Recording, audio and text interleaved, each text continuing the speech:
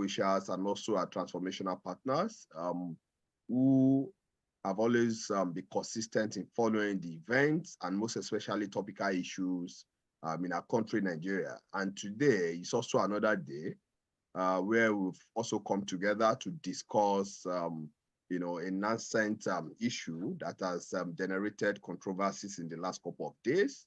And as we are, we make it a point of duty in lending our voices to issues, while at the same time profiling solutions, coming up with strategies, coming up with a positive critique of issues and profile the acceptable means on which the nation and our society can be properly governed. And it is in the same vein that we are here today to discuss the ravaging Kano Emirates Imbroglio. We can always see the politicization, the degradation, the mystification of that ancient traditional tool. And to us, we feel this is a very sensitive issue. We have to discuss ranging from the involvement of politics to the degradation where people feel, oh, this is a royal tool, where there must be respect, where things are expected to be done accordingly and all of that. So we are here today to look at that issue, from the legal perspective, from the moral perspective, and at the same time to also look at it, in a holistic view. And with us today is our respected barrister, who is also well knowledgeable and who is a policy maker, who is also a key spokesperson who has lent his voice at one time or the other on topical issues in our country. And he's also the founder and the senior partner of Stonewaters Law, the person of Barrister Olu Akinola. So it's a pleasure this evening to have Barrister Olu Akinola in our midst to be discussing these sensitive issues. And we want everybody to pay rapt attention. At certain time, we always be allowed to ask questions. We can always post our questions. We can make our reviews, our comments, and also the leaders who have joined us. We'll be given a time during this webinar to also make their comments and their opinions known on this issue. So for us, I want to welcome Professor Olu Akinola while we are interrogating the Kano Emirates Imbroglio, the politicization, the degradation, and demystification of the Asian traditional stool. So thank you very much, Prof. You are most welcome. Mr. Shola Fagbure, the powerful secretary, thank you always for welcoming me back here. Thank you. So I think we can we start the program? Thank you very much, Prof. Yes. We are also we are streamlining it on social media, also for our social media audience to join us, while we are also waiting for more of our in-house leaders to join us. But without wasting too much time, I think at this time too, we also need to kickstart and start the conversation immediately. Thank you, sir. Thank you. Thank you. Thank you. I think the issue before us today is about the dethronement of the Emir of Kano, the Adobayero, currently, before the pronouncement of the Kano State House of Assembly and the subsequent reappointment by the governor of the former Emir Sanusi, Lamido Sanusi, to this, to the Emirate, to the headship of the Emirate of Kano last week. We've had different kind of intrigues, and for me, it's a very tragic event that has taken place in our country. And for me, it's not a new thing. Some people have surprised me. They felt surprise here and there that, oh, how can they? This thing has been happening historically. Even before the colonial government came, we've had incident of where Alaafin has been dethroned, where what's it called? Oni of Ife has been dethroned. Even in the north, we've had several emir removed in the past. But why Kano? Kano is easily the biggest emirate in Nigeria, and even I can say in the Sahel of the Sahara. Is the biggest. historically. It's an emirate that has existed for a millennium. It's one of the oldest emirates in this country and in the West Africa. So for this thing, some of us that are also in the political party where this thing was done about 4 years ago, we knew these days would come because there were warnings here and there that people should maintain restraint and all that. But of course, Sanusi, Lamido Sanusi, like his father, his grandfather was also removed as an emir of Kano in the past. So like his father, he was also removed. But when you look at the frivolity of that removal, you can be sure that if there's a change in the political balance within Kano State, that this removal will be reversed. According to the governor then and the Kano State House of Assembly, the reason for removal of the then emir Sanusi, Lamido Sanusi, that is the 14th emir now, then the reason for his removal was pure, they said, insubordination to the constituted authority. Now the question is that, is the emir of Kano substituted? I mean, is it a subject of the governor of Kano State? And I think that is the truth, and that is the political and legal reality today. However big and however high the throne is in Nigeria, each and every traditional throne in Nigeria are subject of the state law. And the constitutional head of that state law is the governor of each state. So that is why it is easy for either regional premier in the days of Olu to remove the Alaafin of Oyo, who was removed then and banished to a place in Lagos. So he was removed. Why? Because he was subjected then, as big as the Oyo Empire was in the olden days, he was subjected to the regional power of the premier. So they were able to remove him. So the action group government then removed him. Then coming to Kano State, you will see that the Kano Emirate law is within the legislative competence of the State House of Assembly. And this is crucial. This is why such decision could be taken at the state level. And of course, all it takes for them is to pass, amend laws of the State House of Assembly, the Emirate law, and then before you know it, the governor give effect to it, sign it into law, and then the rest will be history. And that was what happened about 4 years ago. Now, coming to the latest one, I saw this coming immediately. APC could not win the election last year during the general election. We saw it coming when NNPP, which is the one of the dominant party in Kano State, and which is being led by Kwankwaso and the Kwankwacha movement. We knew that this day will come because, in fact, I'd expected it earlier than this time. The reason why what I thought delay the removal and the replacement is because of the case that Governor Yusuf is having at the tribunal, and then that goes on appeal up to the Supreme Court. Immediately those cases were clear before him, I knew the eventuality will come. And that because many of the laws passed by the then Governor Gandhi of APC of Kano State, immediately Yusuf got there. He reversed most of those laws. Buildings were removed, planning laws were changed, and many other things were done. So we can actually see that this day is just around the corner. The handwriting is on the wall. So for the political operators, those who are keen on the event that has been unfolding since 4 years ago in Kano State in respect of the break in the Kwankwacha rank, because even Ganduje himself was a deputy governor to Kwankwaso. So for them to break into two, we knew some of these intrigues would take place and some of these things will happen, and it's going to be a vicious circle that will continue to recur.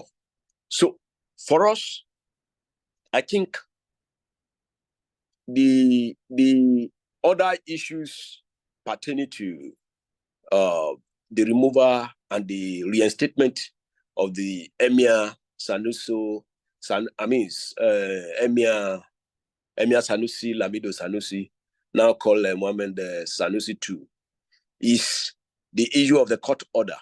There was a federal court order which I learned was given virtually from the judge was in United States, maybe on vacation or some other thing, and he heard of this and he gave that order away from on ex parte from the United States. I think this is very, very ridiculous, and I think it puts judiciary, as it were, on trial itself. And why? Why do I say this? We all know, or some of us that are legal practitioners, operators of the legal system, knows that Federal High Court is a special revenue court created by the Constitution to deal with certain strict subjects listed in Section 251 of the Constitution of the Federal Republic of Nigeria, 1999, as amended. And that chieftaincy matter is not one of the items in Section 251, subsection 1 of the Constitution. So, and it is so clear, it's so clearly stated that injunction, equitable orders, wherever injunction, anything pertaining to subjects that are not listed within Section 251, subsection 1 of the Constitutions cannot be entertained by a federal high court. So whether you now clout it with federal fundamental rights or whatever, the principal subject matter in this issue is a dispute that on the emirate law of Kano State, which is chieftaincy subject matter. So it's not within the exclusive list of the federal government. So the National Assembly will not have made law on it.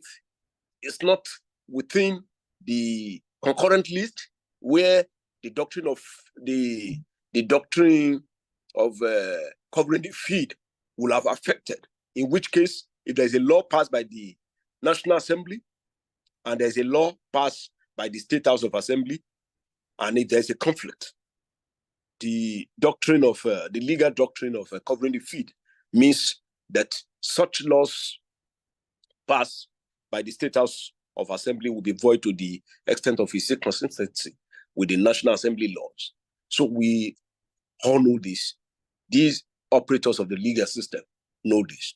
Now, coming to the Kano Emirate law, it's a law within the exclusive legislative competence of the House of Assembly. It's a residuary subject matter under the Kano State House of Assembly. So, being that at its may, only the State High Court of Kano State or the Grand Kadi, which is the customary court pattern that we have in the southern area here, can have exclusive jurisdiction. A federal court cannot assume jurisdiction. And jurisdiction is a very strong doctrine in law. It is the power of the court to entertain a subject matter before it. And the position of the law is that where a court sits on the subject matter in which it does not have power to sit on, any action, any decision of that court goes to nullity. We have plethora judicial authorities on these things that it's like putting something on nothing, and it's a statement of law that is so notorious that you cannot put something on nothing and expect it to stand. This was the position of Lord Dennis MR, Master of the Rolls, in the case of a UAC and MACFOR. So the power of the Federal High Court is not, the power on chieftaincy subject matter is not vested in the Federal High Court of Kano State in this instance. So the such injunction granted by a judge of the Federal High Court in Kano State goes to nullity. Jurisdiction is a threshold issue. So if you make any decision without jurisdiction, without the power to do so, as given by the Constitution, those things you have done appears as if you have done nothing.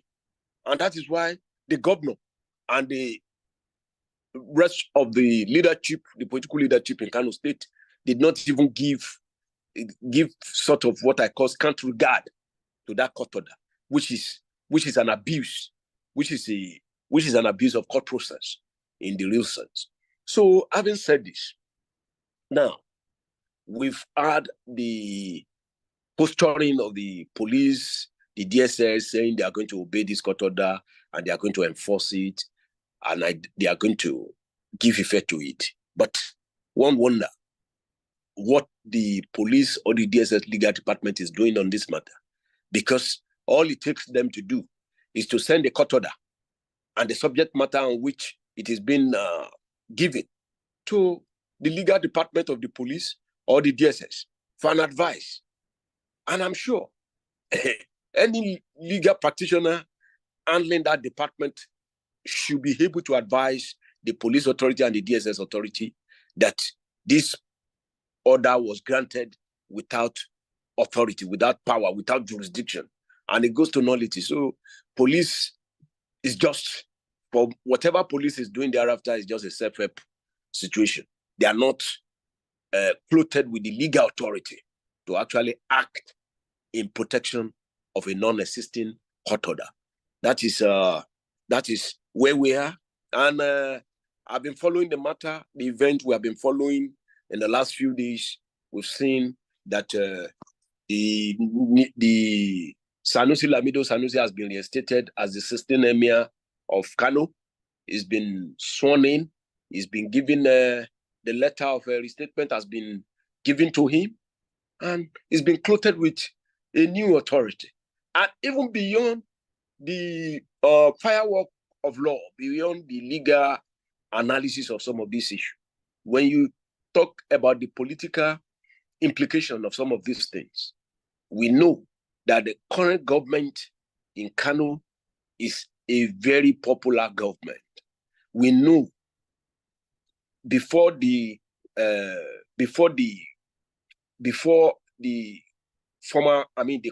new emir was removed 4 years ago, we know it was a popular emir with the ordinary people of Kano State.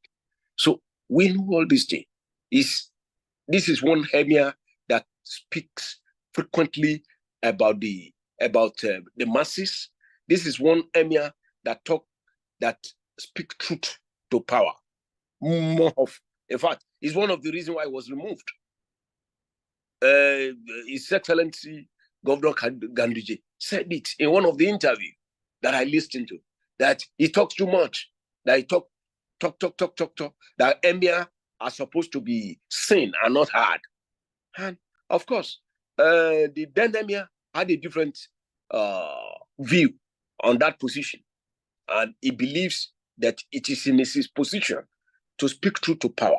And that when a leader is wrong, especially a political leader, they are the authority instituted by God, instituted by men to serve as a guide, a guiding light, a moral conscience of that society.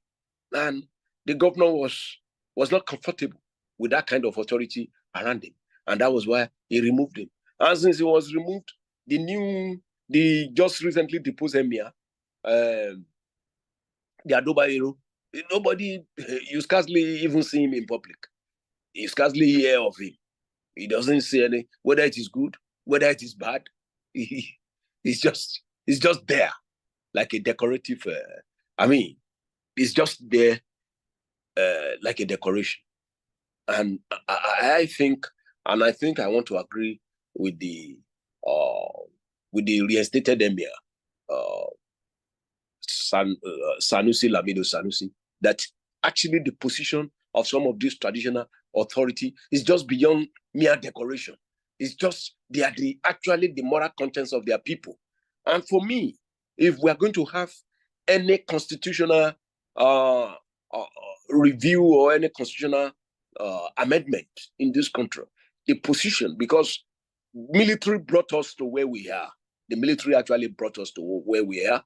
The Constitution of the 1963 Republican Constitution had a place for the House of Chiefs, has a place for a traditional institution. So they had legitimate former places within our law. So they cannot just be removed. Imagine if the then Oba Adesoja Aderemi, who was the governor of the West then, if his position is not secure under the Constitution, imagine what could have happened when he had a face-off with the Premier of the West, then Premier Sir Ladoke Samuel Akintola. You can imagine what could have happened at that time. He could have been removed. But because there was a constitutional legitimacy for his position is secured by the Constitution. He was seen as the sovereign head of the Western region as the governor. So he is the one that can authorize the formation of government. He can authorize the dissolution of parliament. So he has a lot of authority. And because of that, all the other obas and the chiefs, they are all protected. Unlike what it was during the colonial era, when Awolowo was the premier, when Action Group, because of disagreement and grievances between Alaafin Oyo and Olowo of Owo, Action Group government removed those two oba and have them banished out of their domain. So, for me, I think going forward, we should learn from this crisis. And these things are not things that are just happening today. In history, we've had these things. It was so rampant during the colonial era when we have the Oba of Benin, Ovora-Wen Ogbaisi. He was removed by the British colonial authority. King Jaja of Okpobo was removed and banished. So we have history. The Olu of Warri, Ereju Awan, was removed. We have different kind of those Oba in the past. Alaafin of Oyo, Oba Adediran Adeyemi too, was also removed by the Action Group government. We have Awujale of Ijebuland, Oba Adenuga Folagbade was removed. Oba Olateru Olagbegi too was removed. These things are possible because of the constitutional lacuna in our laws that protect, even where we borrow this constitutional democracy, we call it liberal democracy. The British liberal democracy, respect the King of England, respect the Queen of England, respect the peers, respect those people who have authority. We have the Duke of different kind of constituency within the British society, and we have the King as the overall sovereign who gives power to the Prime Minister to form government. And everybody understand their lane. There are two streams. They don't meet. When you're a king, you can't come and participate in politics. So you don't get yourself soiled off or involved in politics. And you do your role, and your role is protected and secured by the Constitution. Also, when you are a prime minister, you are a prime minister. You go to the parliament, and if you are not performing, the people can move against you. You can be removed through vote of no confidence and all that. So everybody knows their place in society, and the traditional institutions are not ridiculed. They are not just removed at the will of the political authority the way we have it now. And here, this is what we negotiated for in the different constitutional conference starting from 1956 to 1958, 1959, that we had both in London and within Nigeria, eventually leading to the independent constitution. Because some of these traditional institutions were involved in these negotiations and discussions leading to the independence of Nigeria. And so their position was protected, was secure within the independence 1960 constitution. Even in the Republican constitution, the position of this traditional ruler was secured. It was the tragedy of alienating the traditional institutions from governance started with the coup. Immediately after the 1966 coup, when the military shot their way to power and Aguirre took over, and it promulgated the Unification Decree of 1966, which abrogated a lot of federal institutions and unified commands of government and authority under the head of state, the military head of state, and the Supreme Military Council.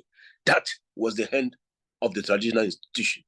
So when in 1979 we were returning to democracy, and the presidential constitution formulated to start the democratic experiment in 1979, never provided positions for our traditional institutions. Our traditional institutions were now relegated as mere decorative artifact in different kind of palaces we have across the country.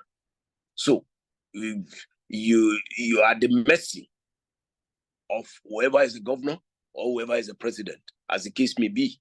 You are at the mercy, they fix whatever they can pay you, they may not pay you. In fact, I doubt if the traditional institution salary for some 20, 30 years in some places have not been reviewed.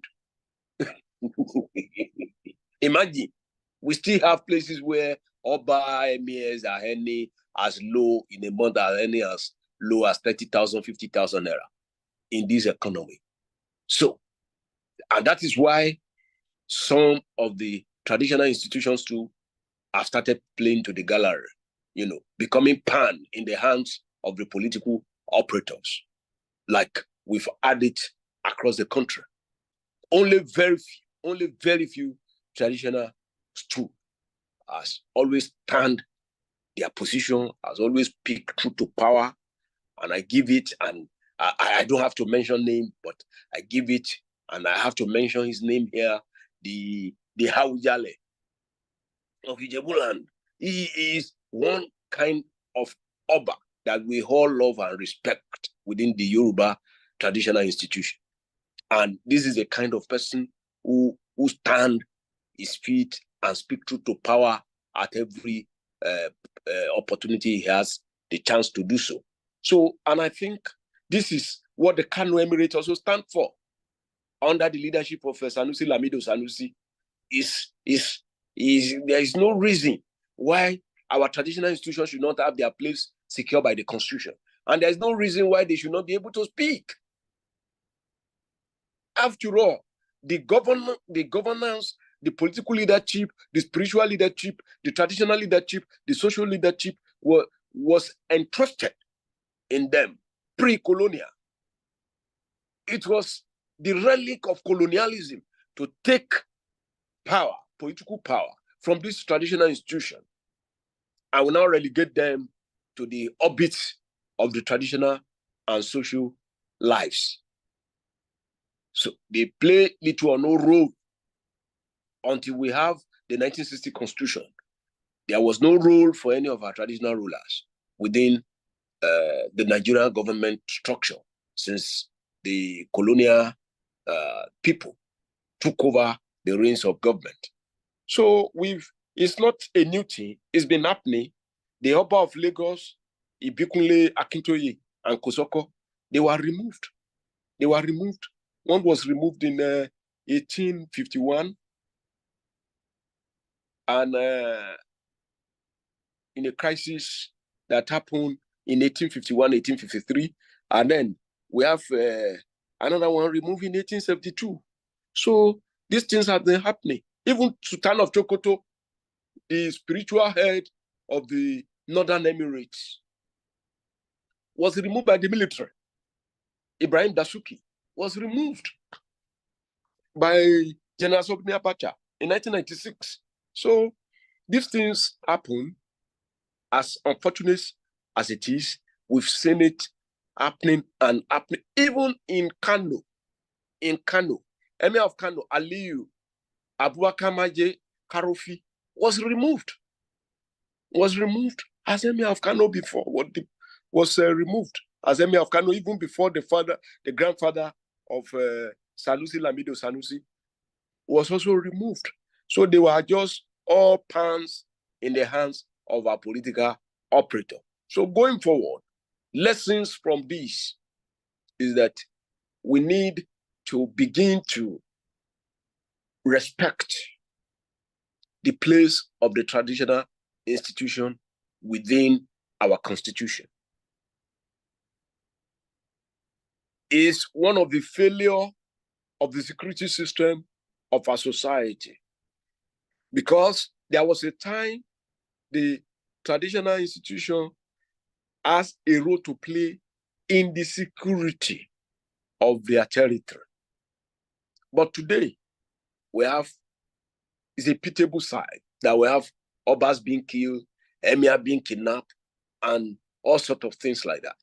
It is because of the desecration of our traditional stool all across the country. If we replace them and then place them back into their position and protect their position with the Constitution, and also clearly define a way in which people ascend to traditional throne, this will encourage everybody to play by the rules. Because one of the things that is also affecting traditional stool in Nigeria, whether the Oba chief, the Emirate, the Obi, and whatever, is how do these people get to the throne? Once you get to the throne at the mercy of a political leadership without the proper traditional route of getting to the throne, the problem has been created. You've given the political leadership a confidence that you can be removed, you can be replaced. So these are issues we have to ponder over, and we have to look into, and we have to correct even from our laws, so that the declaration of the emirate, of each emirate, the declaration of each chieftaincy is properly secured in our laws and is respected in the process of selection, nomination selection, and installation of each of these traditional institutions. And once that is put in place, then we have little problem to now manage, because then in that place you can now have the position of the traditional institution fully and permanently secure in our laws, especially in the Constitution. We can have the House of Chiefs. For me, the upper house in Britain is not another Senate of the elected people. It is these people, the peerage, the people that comes by way of their birth, noble birth, and all that constitute the House of Lords. And I think that was what the 1960 and the 1963 Constitution replicated by having what we call the House of Chiefs. And at that point, all these traditional institutions had their place, and they are very powerful, and their throne are secured. No political operator can just remove them. I remember that Chief Akinola had to appeal from the courts up to the Privy Council in London in order to secure his premiership position in Nigeria. If the situation were to be changed, and the then Ooni of Ife does not have the kind of constitutional protected office that he had then, I'm sure the premier will have just removed him by a stroke of pen the second day. So these are the challenges we are facing within our law. And I think we need to wake up and we need to look at some of these areas in our law and also improve on them. And the issue of the Kano situation is still an ongoing development. We'll continue to see the development. But I know eventually what the governor has done, he has done. In fact, the other area where the injunction granted by the Federal High Court is so ineffectual is because some of the things that that needs to be done has been done before the injunction even came on board. The House of Assembly, you cannot grant an injunction against House of Assembly sitting to pass law. It's not possible. So they have sat down, they've deliberated, and they passed the law in the House of Assembly. So the governor is only giving effect to that passage. It's been signed into law by him. So it becomes a law. So today, as it were, with due respect to the deposed emir, his position is illegal in the eyes of the Kano State Emirate law. That is my position on some of these issues, and I think, and I'm speaking directly from the position of our law as at today, unless we now have a change of position.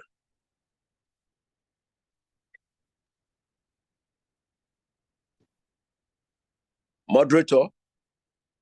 Yeah, thank you so much. I really want to say a very big thank you to our very able Secretary General, who continues to do a very excellent job, and also to appreciate you, Prof, for being here tonight to actually give us your perspective on these things.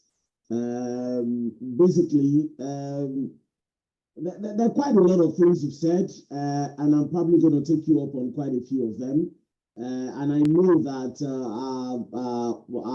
our panelists as well, we have quite a lot to say in addition, and a lot to make. They might probably agree or have different differences of opinions on these things. Now, you did say something about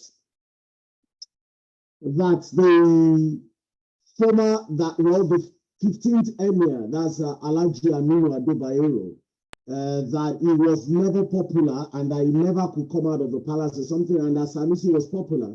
But really, if we cast our mind back, because on our platform here in PLIDE, we try to analyze issues and we try to reason together to try to debunk myths and to establish facts.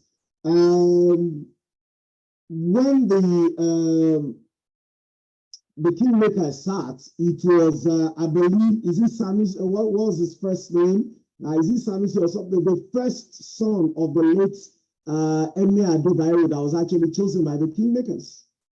It was in the news. It was a fact. I'm not read anywhere that has been controverted whatsoever. It was actually the first son of the late Emir Alhaji Ado Bayero that was actually chosen by the kingmakers as their preferred choice to replace the late Emir Ado Bayero. And then, of course, it was all over the press that Kwankwaso at the time, because of the quarrel, because of the need. I mean, Sanusi's appointment in the first instance, let's establish it was more or less to spite Goodluck Jonathan, as who had sacked him a couple of weeks before then. It was just by a dint of circumstance. You know, he was sacked from the CBO job soon after the late Ado Bayero passed away, and there was a vacancy in the Emirates, in the Kano Emirates seat. And then there were protests, actually, in Kano. There were protests. I mean, these are things that we can actually document. There were protests on the selection, on the choice of Malam at the time, who was at the time Sanusi Lamido Sanusi. Of course, His Highness Mohammed Sanusi II now. So, and I know for a fact, and these are things that are in the public domain, the 14th Emir, Mohammed Sanusi to His Royal Highness, was actually turbaned in the government house. Even back then, he was actually turbaned in the government house because they could not go to do it because there was palpable tension on the streets. People loved the late Ado Bayero so much, and they were, and it was very evident that the choice of his first son was a very, very popular choice. So these are things that are documented. And of course, when Sanusi was sworn in, it is a fact that it was a popular choice. And now you say that Sanusi was very popular, but the fact was when he was removed, we did not even see anybody throwing as much as a stone. And this is, we're trying to balance it, and we're trying to establish what is actually happening there and what is happening on ground. So there was not as much as a stone thrown anywhere. We didn't even, and there was a lot of celebration on the streets when Alhaji Aminu Ado Bayero was swimming in his place. And also, one of the things that was established against one thing that was established against his eminence. One of the things that was established against his eminence, Sanusi Lamido Sanusi, was also the fact at the time that he had mismanaged. These were, there was the Kano Anti-Corruption Agency had investigated him. And then the report, as far as we read in the press, was very damning. And that at that point, he went to court. And for me, I was a supporter of Sanusi, but that was a point where I began to ask questions. Because I'm like, why? Because at that time, he had challenged the governor. He had challenged the government of Kano State. He had done nothing. Well, his aides, his emissaries, people were challenging the Gandhi-led government. That the man was clean. He had done nothing wrong. And then they challenged him to put anything he had against the king in the public domain. And then, of course, the Kano Anti-Corruption Committee or Commission was going to start prosecution, was going to come out with 7 things. And then the king went to court to stop the investigation, to stop any prosecution. These are, I remember reading all these things back then. So for me, it's important to put all these things pari passu in the public domain so that listeners and people can just make up their own minds. And don't also forget that as governor of Central Bank as well, the Central Bank was investigated by the government of Goodluck Jonathan, and the same man who investigated Emefiele now, the former chairman of the Reporting Council of Nigeria, the same person who just investigated Emefiele just months ago, was, I believe if I was right, was the same person in that whose panel was set up by the President Goodluck Jonathan then.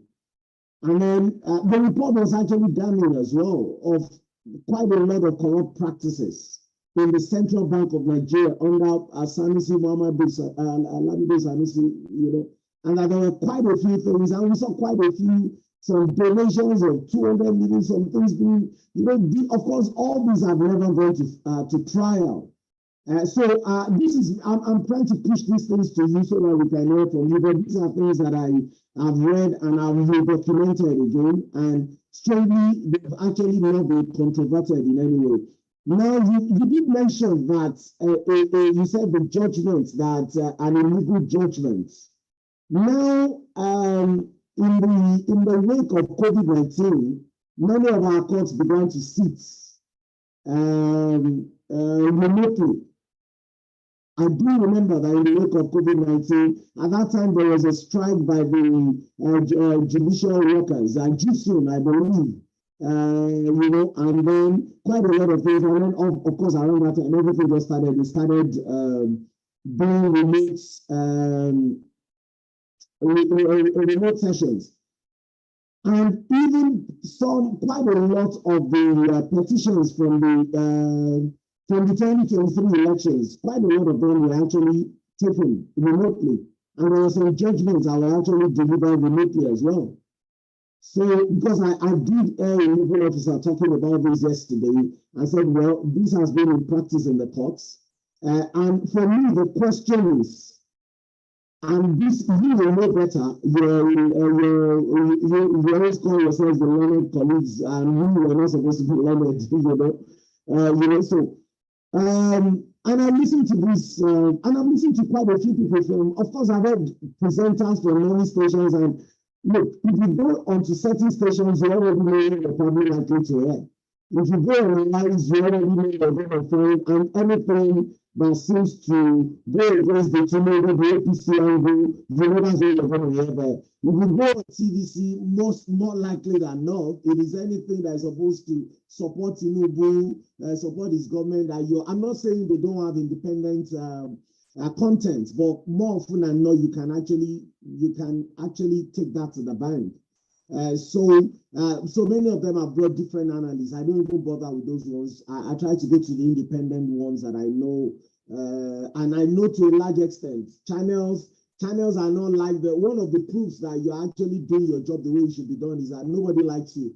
So all sides of the argument, they don't actually like channels, you know, channels television, you know. So because it just shows they're not pleasing anyone, you know. So and I've listened to people say, also we confirm this, that actually the courts in Nigeria, they actually sit remotely.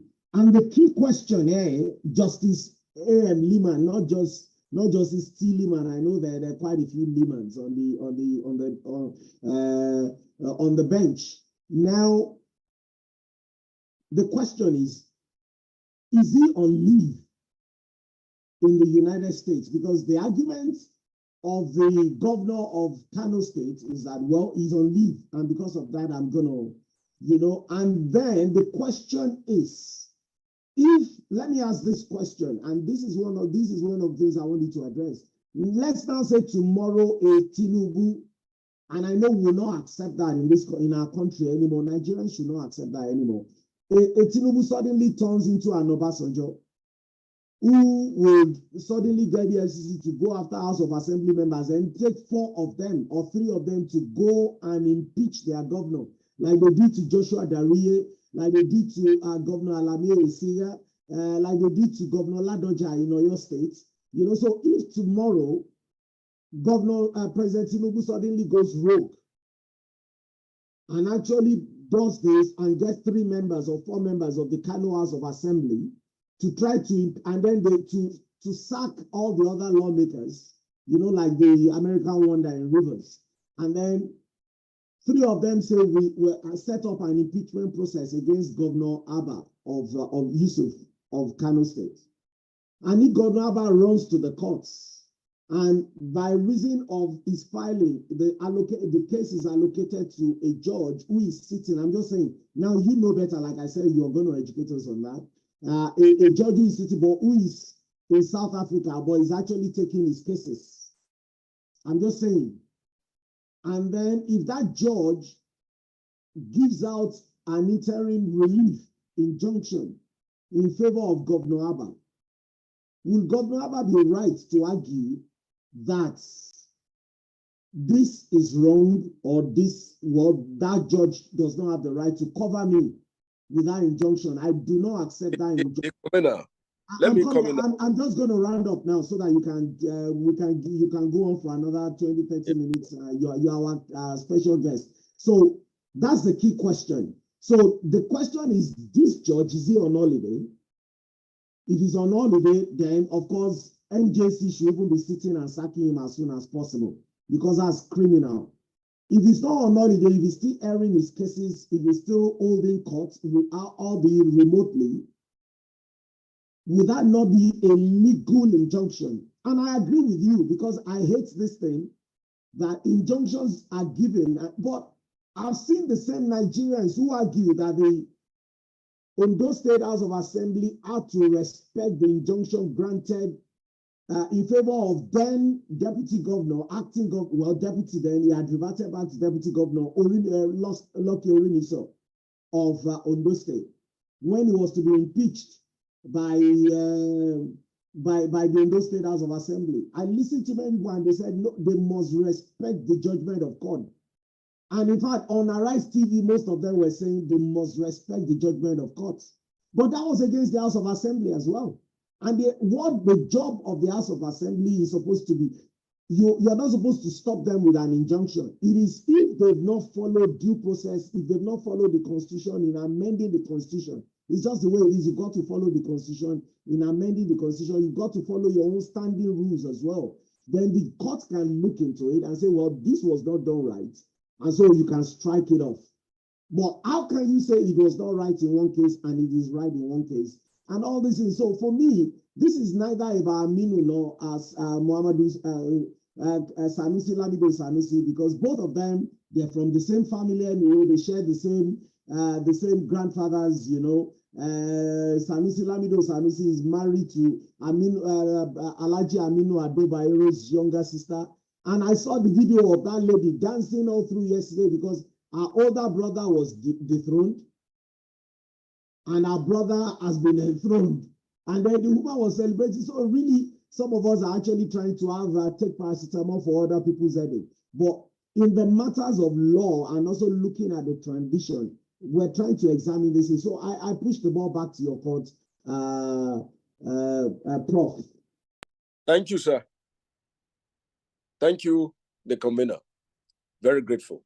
So taking it from where you stopped, the issue of Justice Liman of the Federal High Court position. Well, I'm not able to confirm currently whether he's on leave in the United States or is on official assignment. I'm unable to confirm that independently. So, but what I'm able to know, and this is the starting point. The starting point is, does he have the power to grant an injunction in a matter, in a subject matter of Emir, of a Kano State Emirate laws of Kano State? Does he have the power to grant that injunction? Whether he's sitting in Nigeria, I quite agree with you. In fact, we have quite a number of applications before the court now in which we are asking for remote hearing for our clients who are in the United States or who are in Europe or who are in the UK. I still signed one last week applying to court for virtual hearing.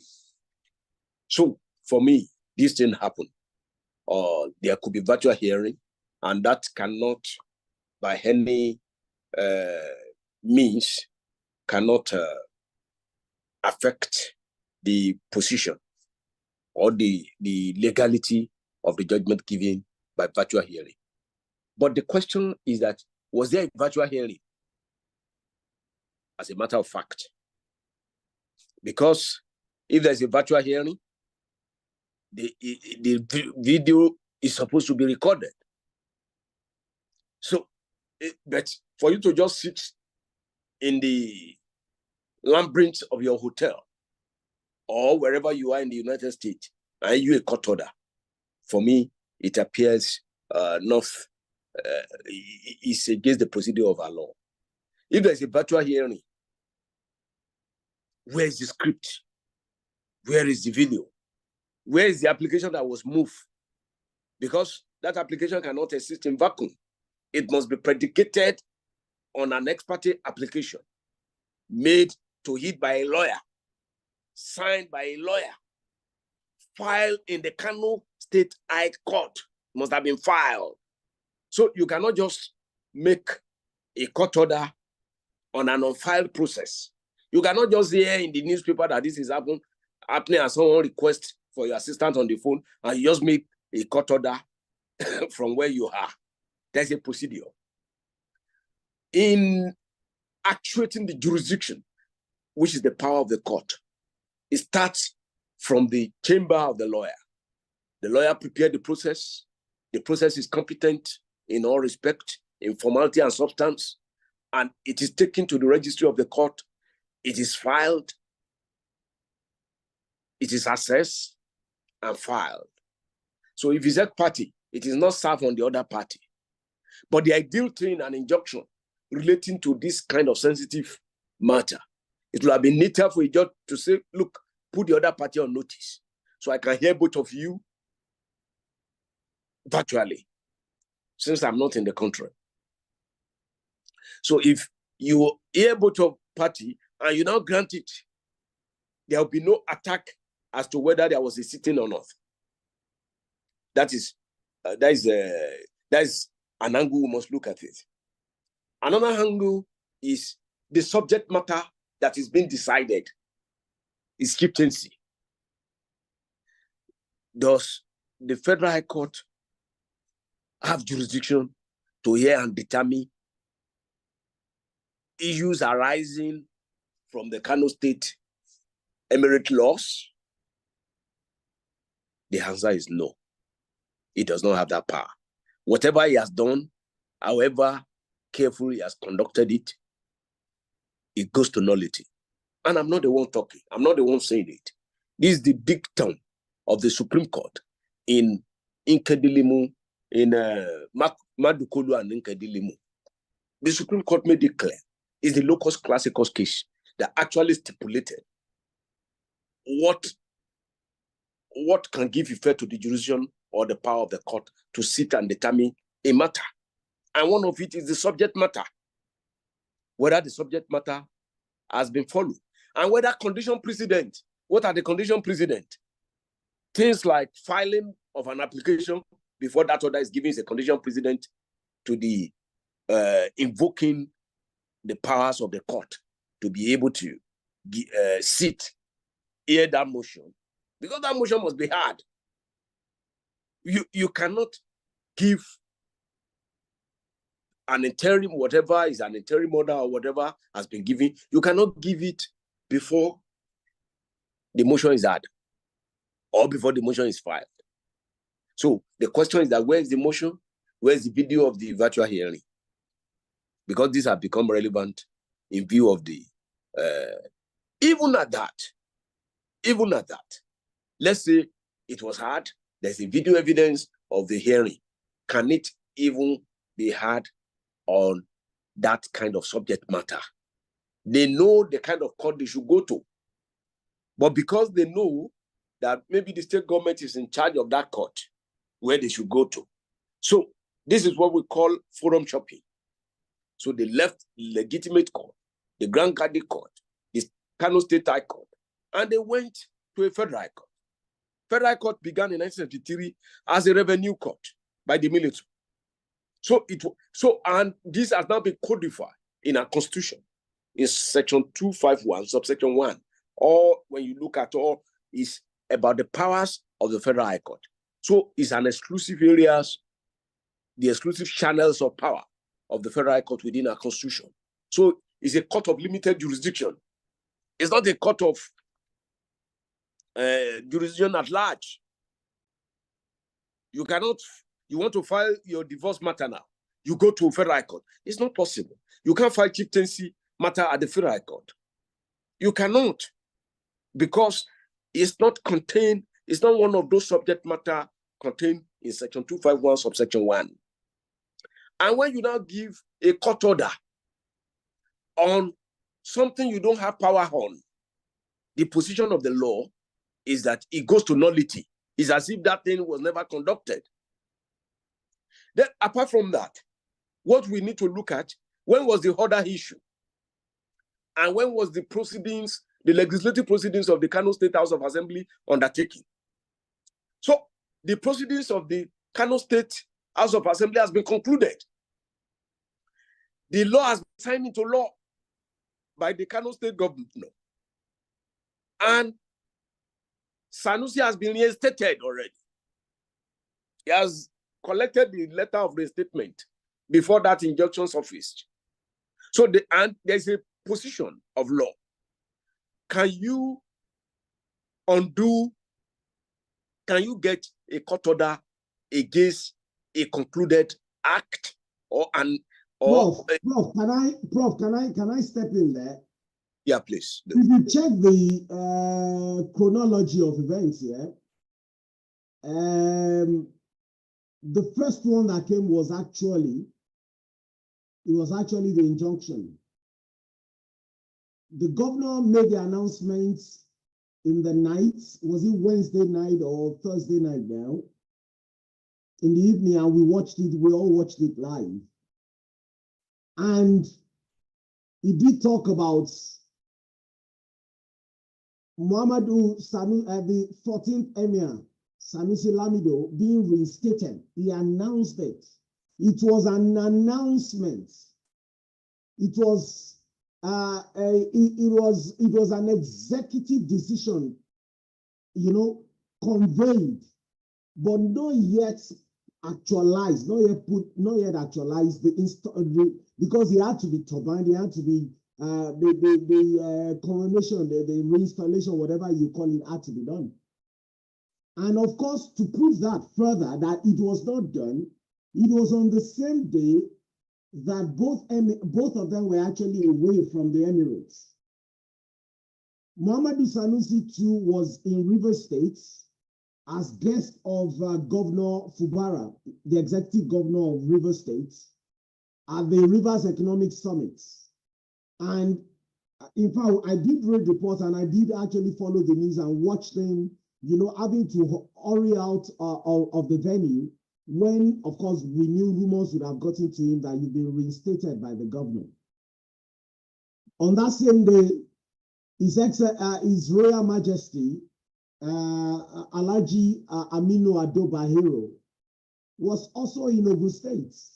And you will recall that he visited the Awujale, where he said the Awujale is his father, because his father used to call the Awujale my friend. And so the friend of my father is my father. I remember looking at that interview. So both of them were actually out. And whether it was that same night or by the following morning, we had got an injunction was already in the public domain as having been signed by Judge Lehman of the Federal High Court, and of course you are more learned, and that's where your heir as the legal mind to help us put up to it, whether that is actually justiciable, whether and the question of jurisdiction. So basically, the injunction actually came before the act. And during the installation itself and the presentation of certificates, as further proof that the injunction came first, because we talk about which one came first, the egg or the hen, So the question was asked. Governor Abba actually made mention of. He said, "Well, at the end of the day, that how can someone who is in the USA that they had evidence that the person who granted the injunction is in the United States?" And so. And of course, Kwan Kweso got interviewed on the Hausa service of the BBC, I believe. And, of course, many questions were put. And of course, people also pointed to the fact that Ganduje, in fact, many of them from the Kankwasiya camp were saying Ganduje actually disobeyed the court order when he installed Alhaji Aminu Ado Bayero. So you can see, well, if they've done something illegal, why can't we? Basically, that was a statement. Now, let me come in at that level. The EU, yes, I'm not sure, and I cannot confirm that chronological order. I can confirm it because it's in the public domain. But this I'm sure of. What I'm sure of is that the order cannot be served through the social media. The order must be served on the governor. The order must be served on the House of Assembly before the order can be given effect to. Let's even say if the order is a competent order of competent jurisdiction. In this case, we are talking about the jurisdiction of the court. It does not have power to grant an injunction related to the Kano State Emirate law. So now, we are now talking about, okay, let's even say for the purpose of argument, the order was granted before the installation took place, restatement took place. Now, another question we have to come to is, was it served on the Kano State government? Was it served on the House of Assembly before the law was passed and because you can't give an order in your bedroom and put it on social media. And you want me to obey that same court order. That same court order has an official channel where it must be served. And I truly believe that the presence, the absence of the judge in Nigeria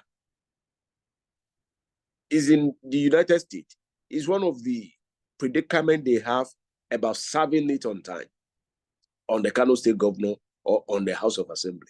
And one will also ask this question at this junction. Why? This is what I'm trying to interrupt you. There was actually there was a certified true copy in circulation. That's so when you're talking about signing it, and in terms of service, what we read also was that it was served. I mean, but just go on. When was it served? That is the question.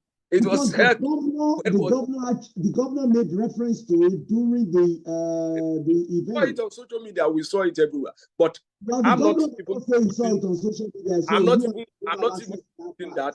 But social media is not one of the ways or means through which that court order ought to be served on them. They can get substituted service court order to serve it through the newspaper, to serve it on the courthouse, to serve it on public building, to serve it on officers in those government departments. They can serve them, but not on the social media. Now, apart from that, let's even say it was served, everything was that ought to be done was done. But one will also wonder, we have, Justice Lima is not the only judge of the Federal High Court in Kano State. And that question will ask, Justice Lima is in faraway US. Why not a judge of High Court, Federal High Court in Kano State, taking it in his absence at home here? Why the one in the US? A judge of a Federal High Court is a judge of a Federal High Court. The power of the order couldn't have been different. So, and this raises certain element of doubt in the genuineness of this order. So, having said that, now coming to the other issue of popularity, corruption, and all that, you see, the issue of the corruption of Emir Sanusi, Lamido Sanusi, I may not want to go into details because there were mere allegations. These allegations was never put in court for trial for him to look. By respected barrister, it was investigated by the Kano State. No. I'm not talking of Kano State now. And it was put in the. I started from the Central Bank, the one that came first. The Central Bank one was there was also a report, and I believe was in Premium Times or something that actually carried it. I think I might be wrong on that, but I think it was Premium Times. It was in the papers.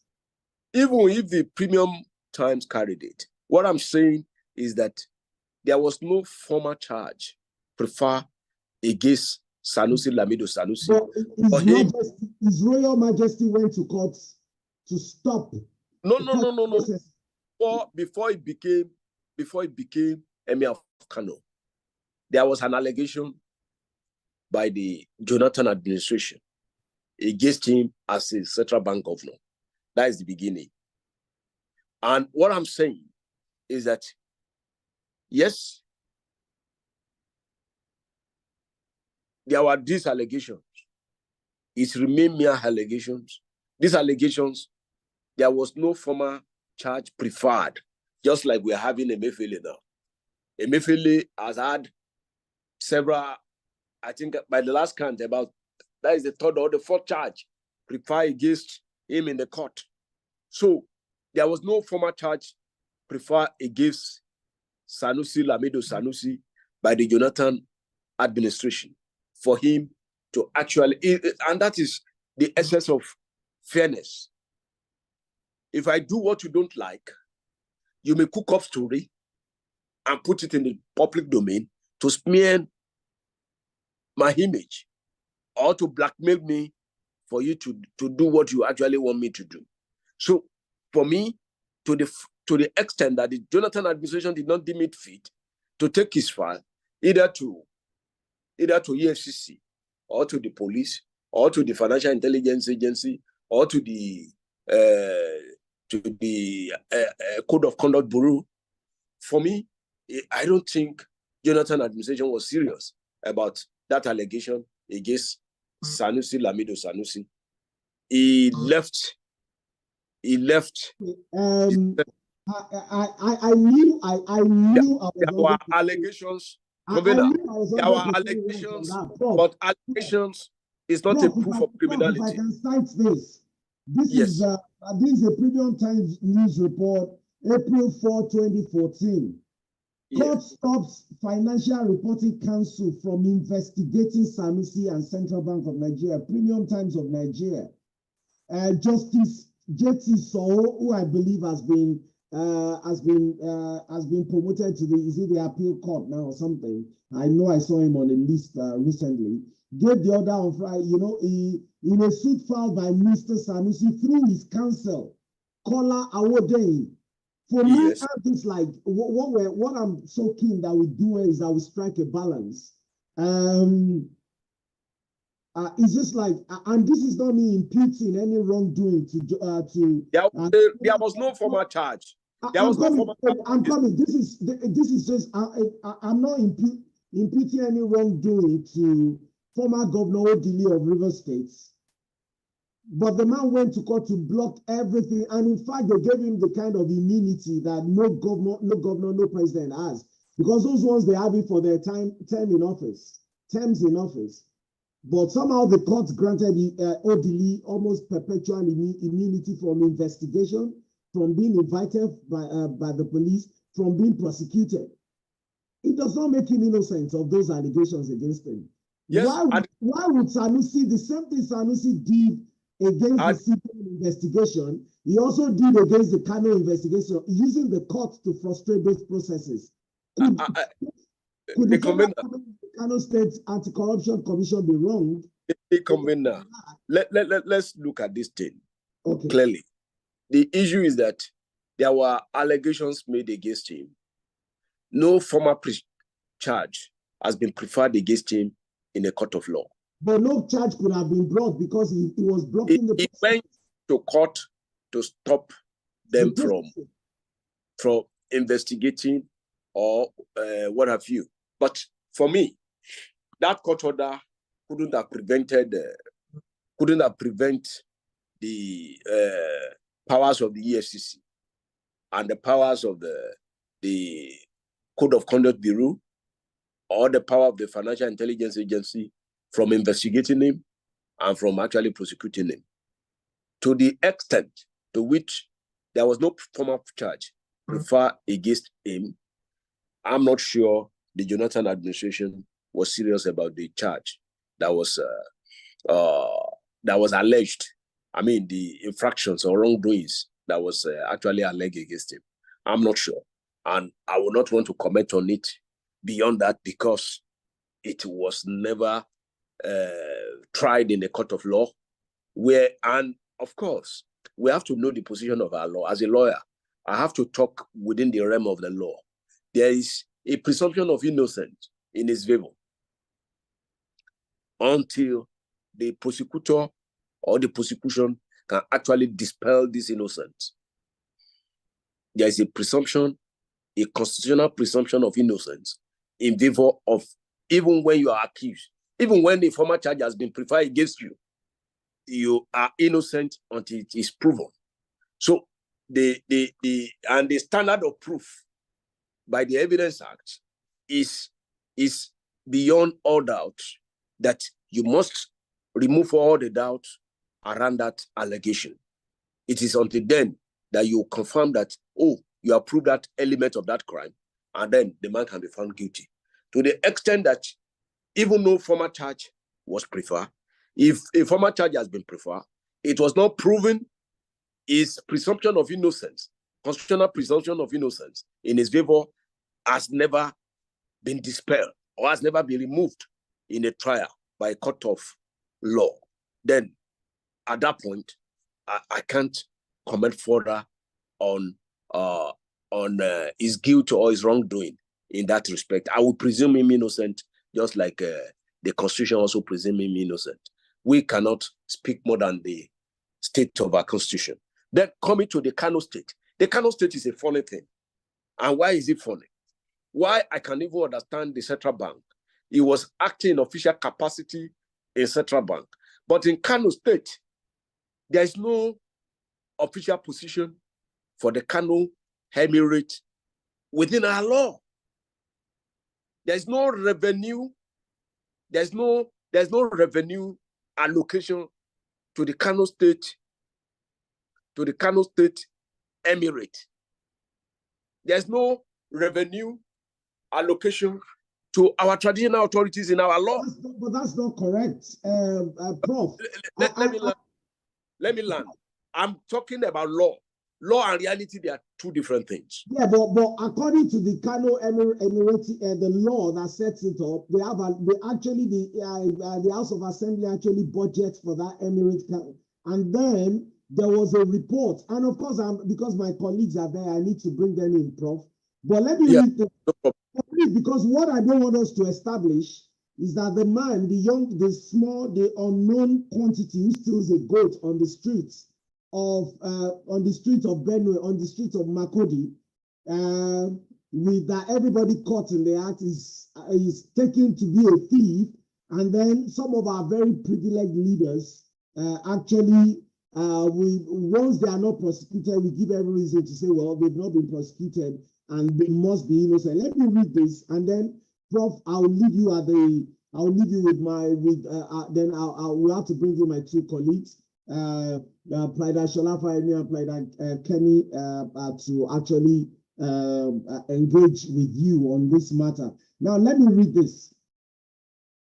And this is still on that 2014, April 4th, 2014 report of the Premium Times entitled Court Stops Financial Reporting Council from Investigating Sanusi CBN. Let me read this excerpt. Now, this is Chief Kola Awodeyin, SAN, who went to court to file this.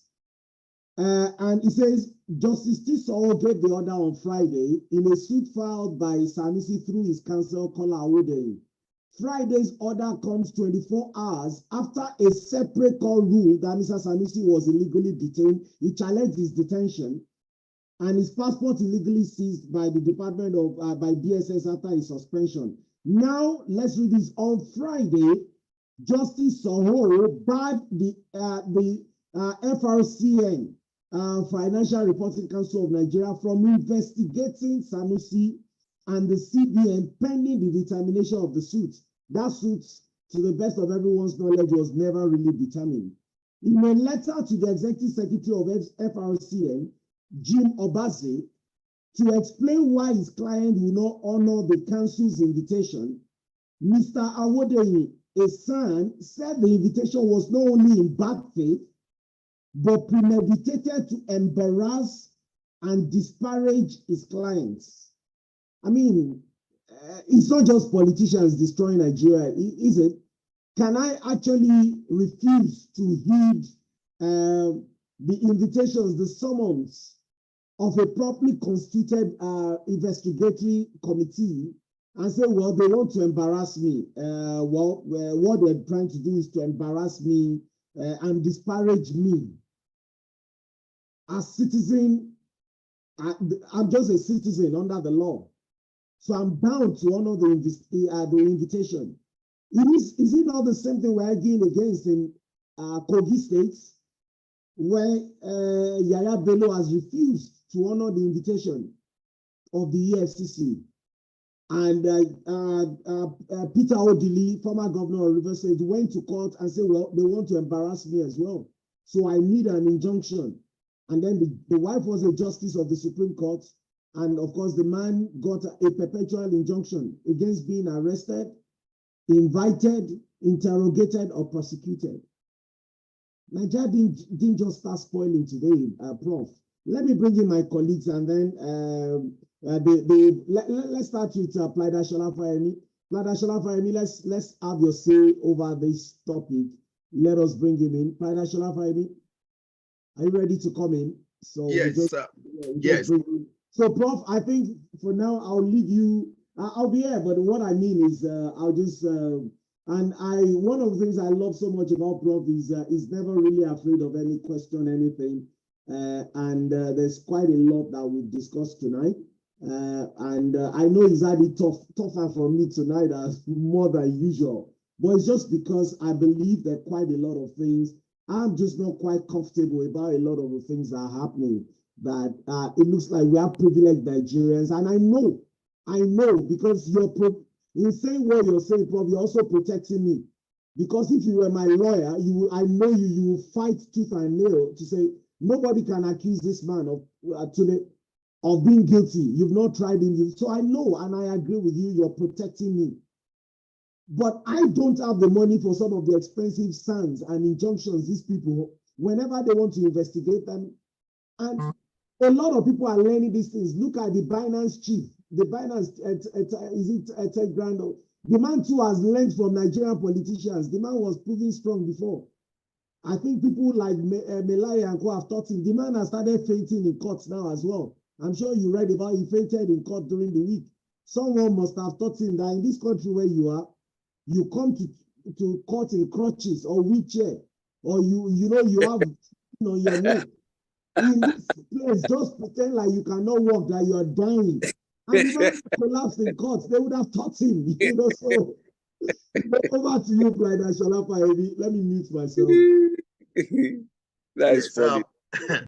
Thank you so much, Mr. Convener, for the job well done. And I want to also sincerely appreciate Prof for his legal perspective, and most especially how well he was able to demystify the topic under discourse. But however, watching the history and carefully understudy the scenario that has played out in Kano, I want to ask that how can we differentiate the involvement of politics, in all this imbroglio? And again, if you look at it, it appears that whoever is the governor or the ruling party per time, we always have an interest in whoever becomes the emir of Kano.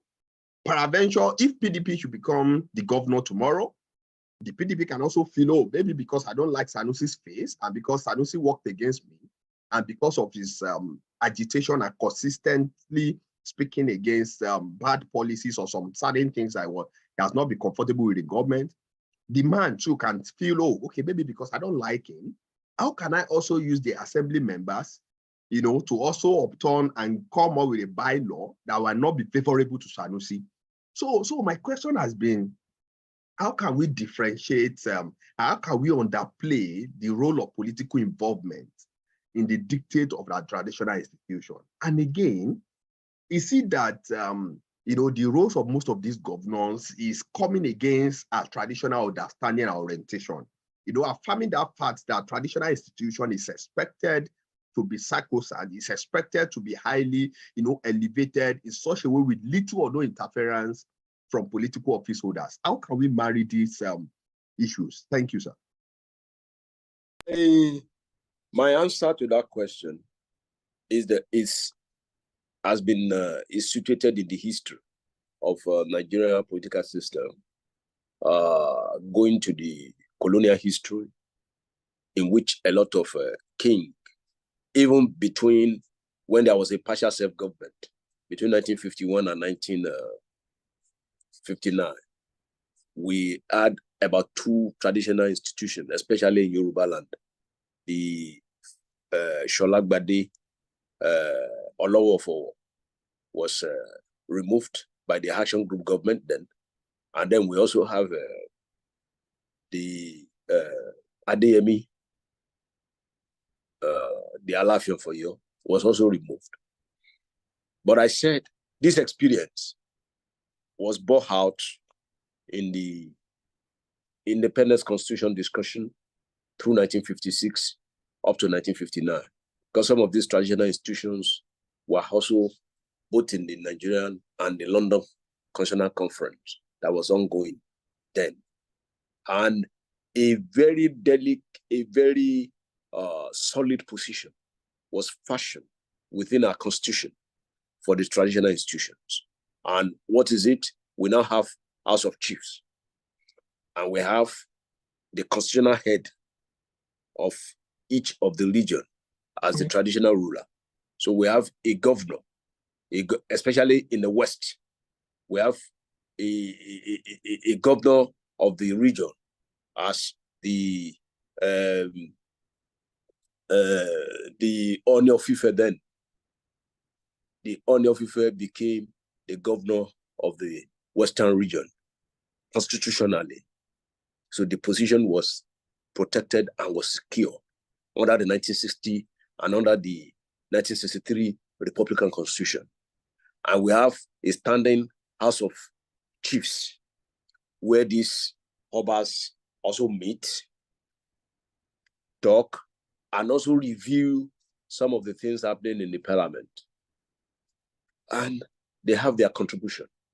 And I don't believe this contribution should be watered down the way it has been watered down with our subsequent constitutional experiment, starting with the promulgation of the Unification Decree of 1966 after the military coup of the 15th of January 1966, when Hiroshima abrogated most of the arms of the constitutional government, including the House of Chiefs, were suspended and abolished.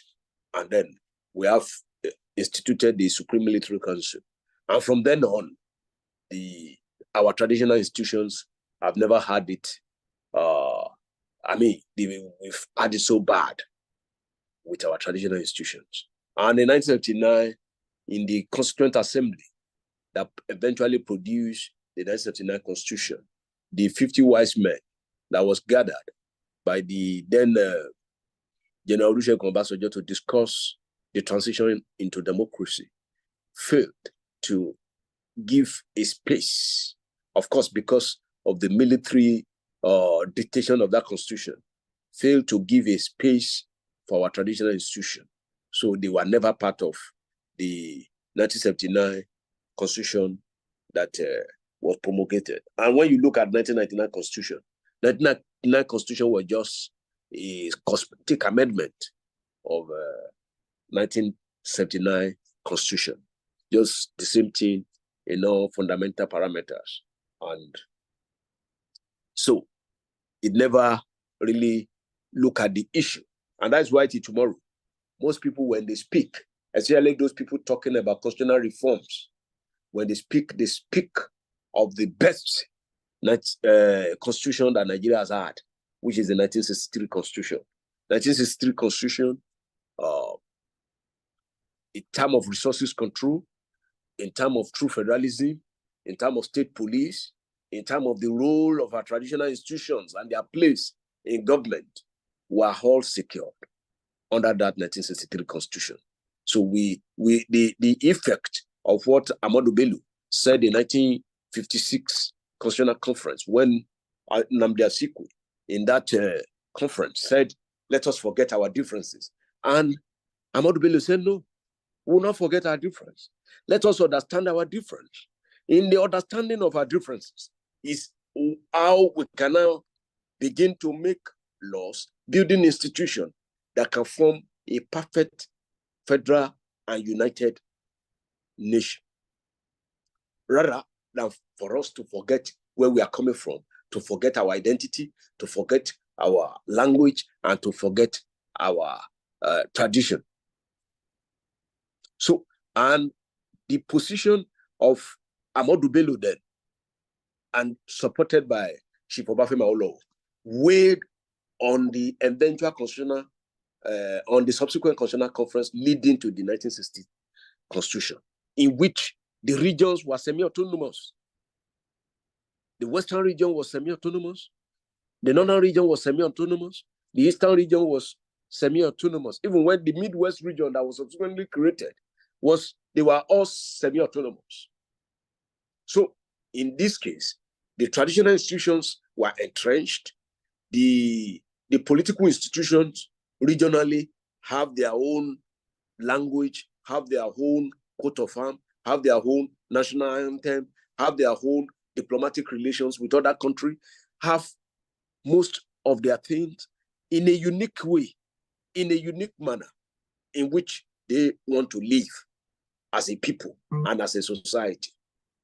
So, of course, but the military intervention threw all those achievements ridiculously into the Atlantic Ocean and begin to pull Nigeria together and make the center strong, and also trying to make us forget that our individual identity and our traditional institution and our history and our culture.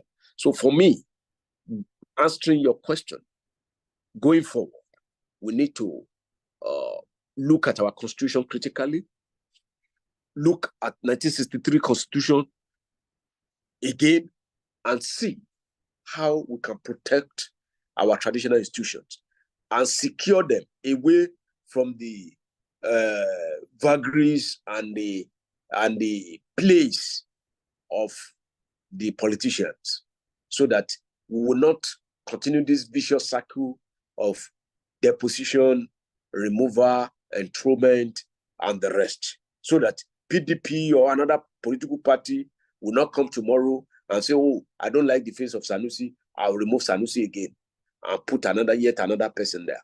So that is one of the ways to secure and guarantee our traditional institution, is to secure their position in the constitution. That is number one. Number two, the process of nomination, selection, and installation also should be fine-tuned in our chieftaincy and emirate declaration, so that there is no place for political maneuvering of the politician in choosing a particular person as either the emir or as the king, as the case might be. So if we leave the tradition to the traditional people and to those people who believe, who are the custodian of this tradition, and they do their things the way it's supposed to be done, then there will be less friction between the traditional institution and the political institution, and then there will be less trampling on the traditional institutions by the political office holder. That is my answer to your question, and I hope I get all the parameters of your question clearly. Mr. Sejen, can you confirm if you're okay with that? Yes, sir. Very well. Very well. Okay, no problem. Thank you so much. We will let's go to, we've got PLIDE Lukman online, and we've also got DSG Kenny. DSG Kenny, let's come to you. Let's get your perspective on this. Kenny. And then we go to PLIDE Lukman next. Kenny, can you unmute, please? I'm going to send you an unmute tag from here.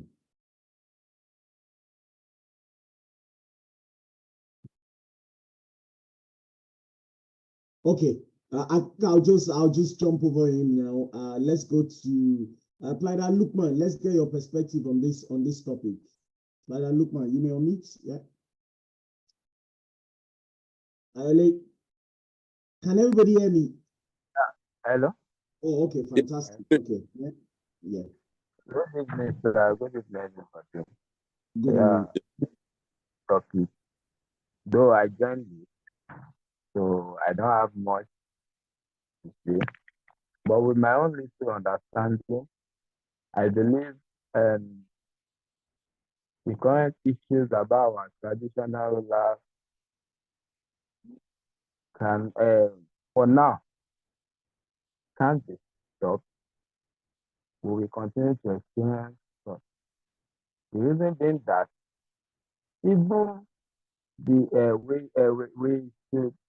I realize that our political leaders are the one appointing them currently. So the dictator will become the next ruler. So I don't know if there's anything, I can only let me ask the guest speaker, is there anything we as the people, as the citizens, is there anything we can do? Because for the politicians, for the political leaders, they are convenient in that process, in the process of them choosing who becomes you when it comes to our traditional rulers enthronement.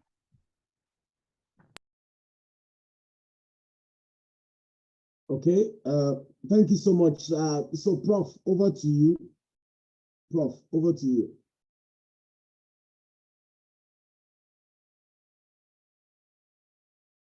Over to you, Prof. Yeah.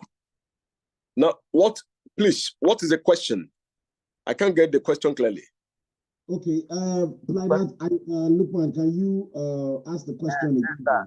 Question is, what I said was that the current political leaders we have, they've been the one dictating who becomes who when it comes to our traditional ruler. So my question is, what can we do? We as citizens, is there anything we can do to target this issue? Because as it is, we might continue to experience such in the bush, and the traditional, the political leaders are convenient with that process because it helps them. Yeah. I think in my little involvement in the traditional institutions and in the politics of Nigeria, I think is we, the aspirants to traditional stool, are actually also to blame for some of the things going on within the political system vis-a-vis the traditional institutions. There are many people that are not qualified, whose family is not even entitled to that throne, that just for the love of it, go to vie for the throne. And of course, they use instrumentality of the political system to ensure that certain aspirant to that stool is picked in preference to other legitimate aspirant. In those days, if we are to use the Yoruba experience traditional institution installation process, there's a place for divinity. There's a place for Ifa oracle. There's a place for history. Because as a family, there are ruling houses, the ruling houses family meeting, in which meetings will be held, and you will come and see your history, how you emanate from the family, and now you are entitled to the throne. That is where it starts, the selection process, the history. But in a situation in which somebody who is not qualified just distribute money a day to that meeting, and in that meeting, they just gloss over that issue of that history, of how it's related or is connected to that story. And they just rubber stamp him and is nominated. He becomes the nominee of that family. So when it goes forward from the family, it goes to the appointing authority, which is usually the political institution, as stipulated in the chief's laws of each state or the emirate laws of each state. So when the appointing authority now use his political influence, his money to get the kingmakers to produce the list he wanted.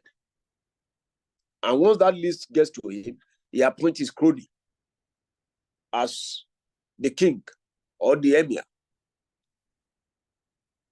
And he goes ahead to install such with authority as the king or the emir. So when things are like this, then politicians will always trample upon our traditional institutions. So what can citizens do? As a citizen, we have to continually demand for the two things: change of our chief and nobles laws of different states, especially in the southwest, or the emirate laws in the northern region. So the people must elect people, because this thing starts from the people. On the day of election, if you accept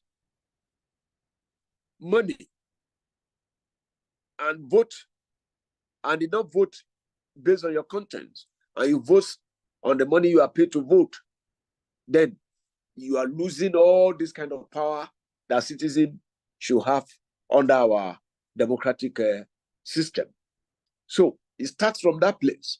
Let's elect the right people who will be our voice in the House of Assembly, in the National Assembly, even as governor, even as president. Let's put them in office. That's where it starts. So these people will be able to represent our interests well by amending some of these laws, especially the chief laws concerning the current subject matter. So in such a situation, they can even take the governor. They can even remove him as the appointing authority. It's a law. It's in accordance with the law that makes the governor the appointing authority of the Oba in his state. So if it's removed by the law as the appointing authority, and they just give him ceremonial role of recognition in the process of the appointment and installation of a traditional ruler, then it's restored the power back to where it used to be. Because pre-colonial days, when there was no colonial master, there was nothing like selecting, nominating, and taking it to a governor. The traditional history will take place in the family. Thereafter, those who have been nominated, Ifa Oracle, we do his own, we divine who is the person among these several nominees that are competent to be on the throne. Then, if there will be divination of Ifa on each of the aspirants,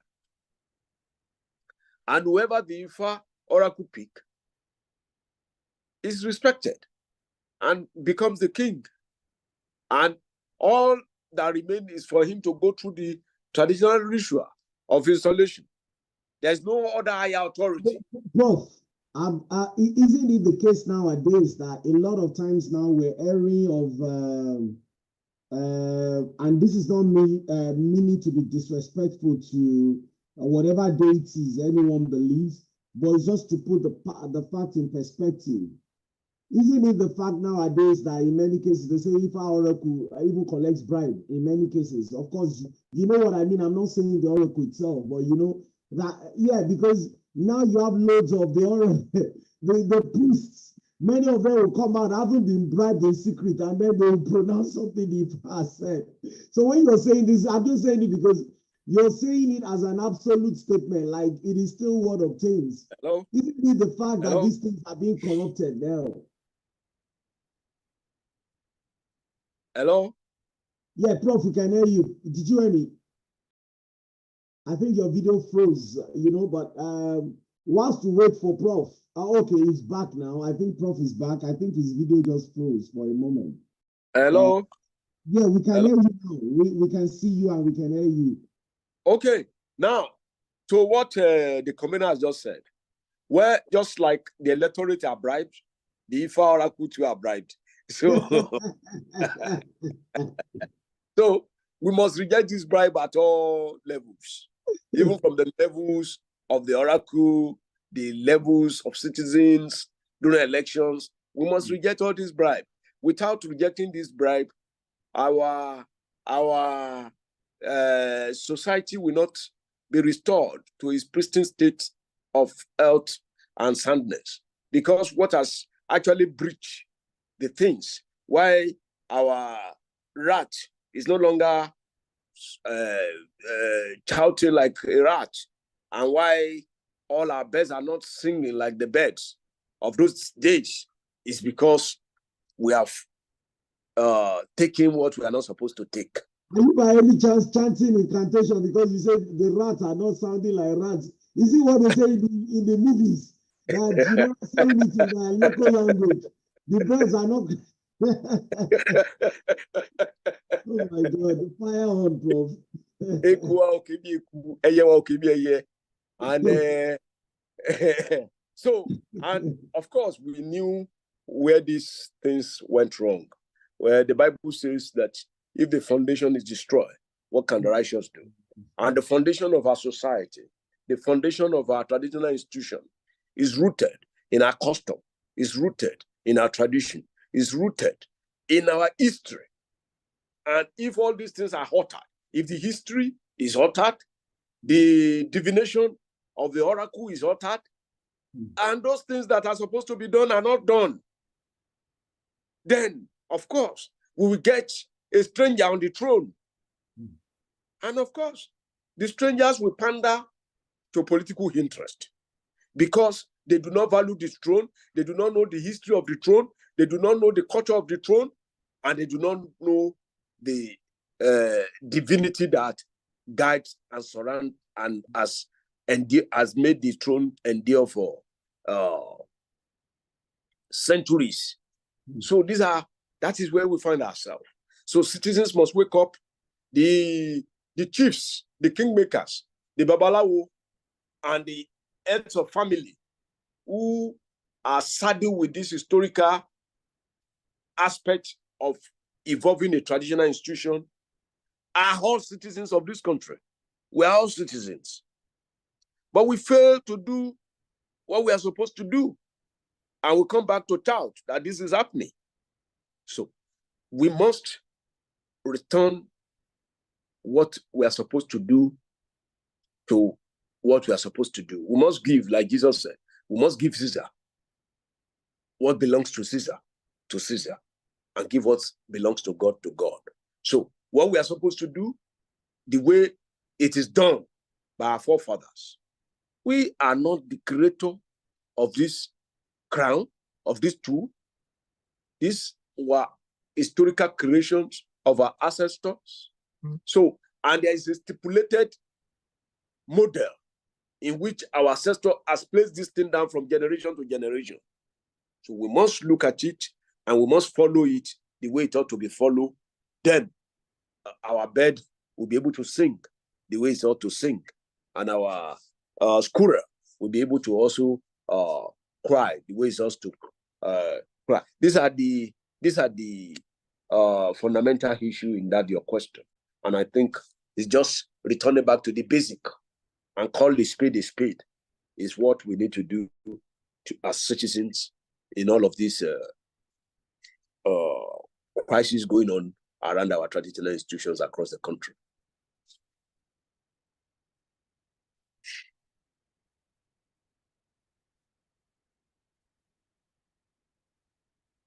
Fantastic. I can't hear the convener.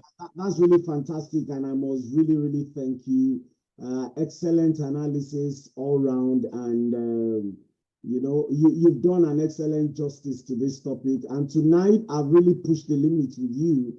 I've pushed the limit with you with some very, very tough questions there, and it's just because knowing who you are, I know you don't run from these questions. You're not the sort of person who gets frightened off with anything. Even though I've been very surprised today, I've seen the subdued, I've seen the gentle prof is the one I saw today. I remember the one that was facing off on this on this platform. Maybe the maturing prof. Prof is not quiet now. I don't know what is going on. I'm struggling to find out whether I like this prof the way I used to like the other one. Ladies and gentlemen, I don't know if PLIDE Kenny is able to ask his question now. Otherwise, because we should be bringing it to a close. PLIDE Kenny, do you want to unmute? Okay, it does appear that we can't. I don't know what's the problem with his system from his end. Before I call on Global Secretary General to do the vote of thanks as usual, I want to thank you, Professor Prof. Olu Akinola. One day I'm probably going to tell the story of the prof, how he came about being prof, but just to be able to give this away, we attended the same university. Of course, the man recreated himself. He had gotten a degree in BS. He had gotten a degree in economics, and he went back all over again. He now went back to UNILAG to study for a law degree. In fact, I always like the courage of those who do that. Those who haven't spent and it wasn't 4 years in those days. In the days when admission to university was 4+X or 5+X, depending on your course. And where the X always was an unknown variable, known only to ASU, So 4-year courses turned out to be 6 and 7. 5-year courses turned out to be 7 and 8. Prof, I do remember him, in a hall of residence called Oshekita. If you wanted to argue with Prof, you could actually die a sudden death because you could not win. Nobody could win. Nobody could win. Prof would argue from today till tomorrow. If there were 100 of you, he would actually take all of you on in that argument. And more or less, more often than not, you were the one that would ultimately give up and say, well, So seeing the gentle prof now, and he said it's due to maturity now. Are you sure it's down to maturity or down to you being a bourgeoisie now? When Aliko doesn't make noise now, or Tedola doesn't talk too much anymore. Is it the maturity or is it the cash in the pocket? Each of them, Prof. He doesn't want to talk. The man knows he's live on the air. He doesn't want to talk. Okay, let me call on our able Secretary General to give us to round up tonight. And next week we'll be returning. Next week we're going over to River State. We're having another lawyer in the house. And this time around, next week, by the grace of God, we'll be having a former governorship candidate in Ekiti State, Federal Republic of Nigeria, Barrister Tokwe Adebayo, who is also the founder and principal solicitor of Tokwe Adebayo LLP, and of course, so he'll be helping us to actually dig down into the River State crisis because we want to make a lot of sense of it. And Prof today is just there are par as well because Prof is actually the founder and the principal solicitor at Stonewaters Law.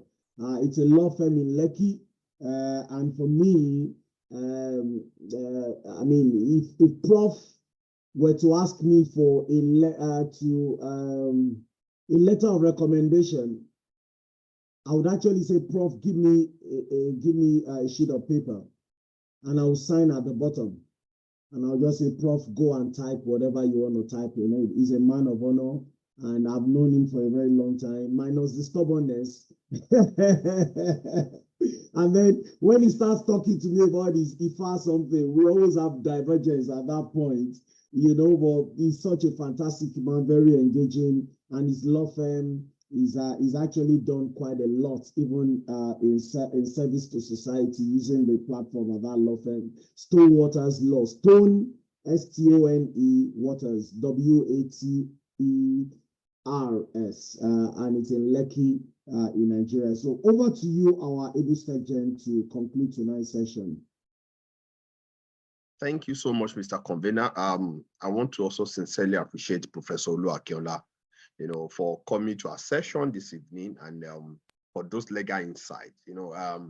Invariably, we learned so much from your submission. And I feel, and I'm strongly convinced that if our leaders who are at the ends of affair and different leadership positions, who also have sound legal team. In that too, I won't want to believe they don't have sound legal team, but it's just because they always want to twist law in their favor, rather than see how everybody can benefit from every imbroglio that is happening. But away from that, it will do us too many good if we can always follow the rule of law to the latter. If we can always ensure that we did not prioritize, our peculiar and personal interest ahead of the public good and public peace. So we want to sincerely appreciate you. And we thank you for coming on board this evening. And we also thank all our leaders and in-house panelists and everyone who joined us on this platform this evening. We sincerely thank and appreciate everybody for being our partners on this program. Thank you, everyone. God bless you. And I wish you all a fantastic and a glorious new week. Thank you. Thank you so much. Prof, do you have anything to say before we close the session? Thank you. Thank you for having me again. Thank you. Thank you, the convener. Thank you, Mr. Cholafagbemi, and thank you, everybody. Thank you, the listener. We're grateful. Have a wonderful week ahead, everyone. God bless you. Bye for now.